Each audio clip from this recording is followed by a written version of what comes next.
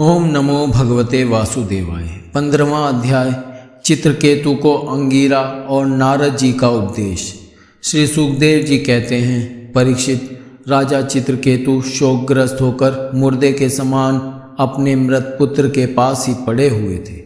अब महर्षि अंगीरा और देवऋषि नारद उन्हें सुंदर सुंदर उक्तियों से समझाने लगे। उन्होंने कहा, राजेंद्र, जिसके लिए तुम इतना शोक कर रहे हो, वह बालक इस जन्म और पहले के जन्मों में तुम्हारा कौन था, उसके तुम कौन थे, और अगले जन्मों में भी उसके साथ तुम्हारा क्या संबंध रहेगा। जैसे जल के वेग से बालू के कण एक दूसरे से जुड़ते और बिछुड़ते रहते हैं, वैसे ही समय के प्रवाह में प्राणियों का भी मिलन और बिछोह होता रहता है।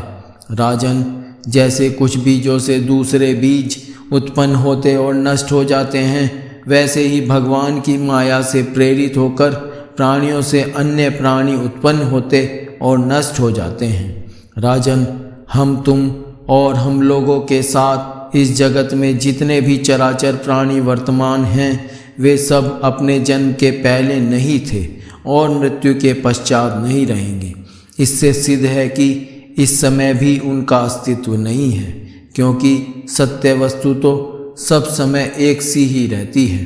भगवान ही समस्त प्राणियों के अधिपति हैं। उनमें जन्म मृत्यु आदि विकार बिल्कुल नहीं हैं। उन्हें न किसी की इच्छा है और न उपेक्षा। वे अपने आप परतंत्र प्राणियों की सृष्टि कर लेते हैं और उनके द्वारा अन्य प्राणियों की रचना, पालन और संहार करते हैं। ठीक वैसे ही जैसे बच्चे घर घरौंदे खेल खिलौने बना बना कर बिगाड़ते रहते हैं। परीक्षित, जैसे एक बीज से दूसरा बीज उत्पन्न होता है, वैसे ही पिता की देह द्वारा माता की देह से पुत्र की देह उत्पन्न होती है। पिता, माता और पुत्र जीव के रूप में देही हैं और बाह्य दृष्टि से केवल शरीर। उनमें देही जीव घट आदि कार्यों में पृथ्वी के समान नित्य है। राजन, जैसे एक ही मृत्तिका रूप वस्तु में घटत्व आदि जाति और घट आदि व्यक्तियों का विभाग केवल कल्पना मात्र है, उसी प्रकार यह देही और देह का विभाग भी अनादि एवं अविद्या कल्पित है। श्री सुखदेव जी कहते हैं, राजन, जब महर्षि अंगीरा और देवऋषि नारद ने इस प्रकार राजा चित्रकेतु को समझाया बुझाया, तब उन्होंने कुछ धीरज धारण करके शोक से मुरझाए हुए मुख को हाथ से पोंछा और उनसे कहा। राजा चित्रकेतु बोले, आप दोनों परम ज्ञानवान और महान से भी महान जान पड़ते हैं तथा अपने को अवधूत वेश में छिपाकर यहाँ आए हैं।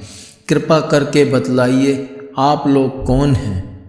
मैं जानता हूँ कि बहुत से भगवान के प्यारे ब्रह्मवेत्ता मेरे जैसे विश्वासक प्राणियों को उपदेश करने के लिए उन्मत्त का सा वेश बनाकर पृथ्वी पर स्वच्छंद विचरण करते हैं।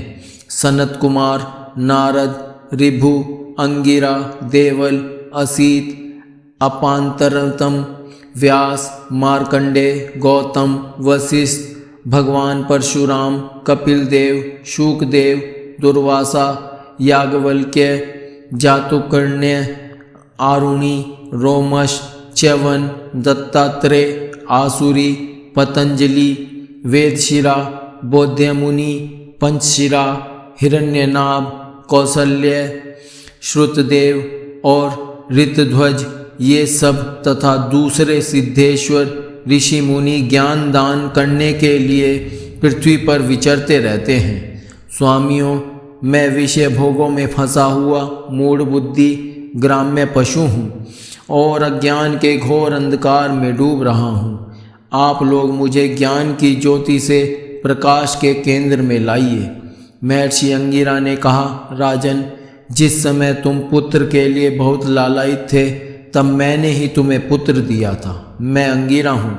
ये जो तुम्हारे सामने खड़े हैं, स्वयं ब्रह्मा जी के पुत्र सर्वसमर्थ देवऋषि नारद हैं। जब हम लोगों ने देखा कि तुम पुत्र शोक के कारण बहुत ही घने अज्ञान अंधकार में डूब रहे हो, तब सोचा कि तुम भगवान के भक्त हो, शोक करने योग्य नहीं हो। अतः तुम पर अनुग्रह करने के लिए ही हम दोनों यहाँ आए हैं। राजन, सच्ची बात तो यह है कि जो भगवान और ब्राह्मणों का भक्त है उसे किसी अवस्था में शोक नहीं करना चाहिए। जिस समय पहल मैं तुम्हारे घर आया था उसी समय मैं तुम्हें परम ज्ञान का उपदेश देता, परंतु मैंने देखा कि अभी तो तुम्हारे हृदय में पुत्र की उत्कट लालसा है, इसलिए उस समय तुम्हें ज्ञान न देकर मैंने पुत्र ही दिया। अब तुम स्वयं अनुभव कर रहे हो कि पुत्रवानों को कितना दुख होता है। यही बात स्त्री, घर, धन, विविध प्रकार के ऐश्वर्य, संपत्तियाँ, शब्द, रूप, रस आदि विषय, राज्य, वैभव, पृथ्वी, राज्य, सेना, खजाना, सेवक, अमात्य, सगे संबंधी, इष्ट मित्र सबके लिए है, क्योंकि ये सब के सब अनित्य हैं। शूरसेन, अतएव ये सभी शोक, मोह, भय और दुख के कारण हैं, मन के खेल खिलौने हैं, सर्वथा कल्पित और मिथ्या हैं, क्योंकि ये न होने पर भी दिखाई पड़ रहे हैं। यही कारण है कि ये एक क्षण दिखने पर भी दूसरे क्षण लुप्त हो जाते हैं। ये गंधर्व नगर स्वप्न, जादू और मनोरथ की वस्तुओं के समान सर्वथा असत्य हैं। जो लोग कर्म वासनाओं से प्रेरित होकर विषयों का चिंतन करते रहते हैं, उन्हीं का मन अनेक प्रकार के कर्मों की सृष्टि करता है। जीवात्मा का यह देह जो पंचभूत, ज्ञानेंद्रिय और कर्मेंद्रियों के संघात है, जीव को विविध प्रकार के क्लेश और संताप देने वाली कही जाती है। इसलिए तुम अपने मन को विषयों में भटकने से रोककर शांत करो, स्वस्थ करो और फिर उस मन के द्वारा अपने वास्तविक स्वरूप का विचार करो तथा इस द्वैत भ्रम में नित्यत्व की बुद्धि छोड़कर परम शांति स्वरूप परमात्मा में स्थित हो जाओ। देवऋषि नारद ने कहा, राजन, तुम एकाग्र चित्त से मुझसे यह मंत्रोपनिषद ग्रहण करो। इसे धारण करने से 7 रात में ही तुम्हें भगवान संकर्षण का दर्शन होगा। नरेंद्र, प्राचीन काल में भगवान शंकर आदि ने श्री संकर्षण देव के ही चरण कमलों का आश्रय लिया था। इससे उन्होंने द्वैत भ्रम का परित्याग कर दिया और उनकी उस महिमा को प्राप्त हुए जिससे बढ़कर तो कोई है ही नहीं, समान भी नहीं है। तुम भी बहुत शीघ्र ही भगवान के उसी परम पद को प्राप्त कर लोगे।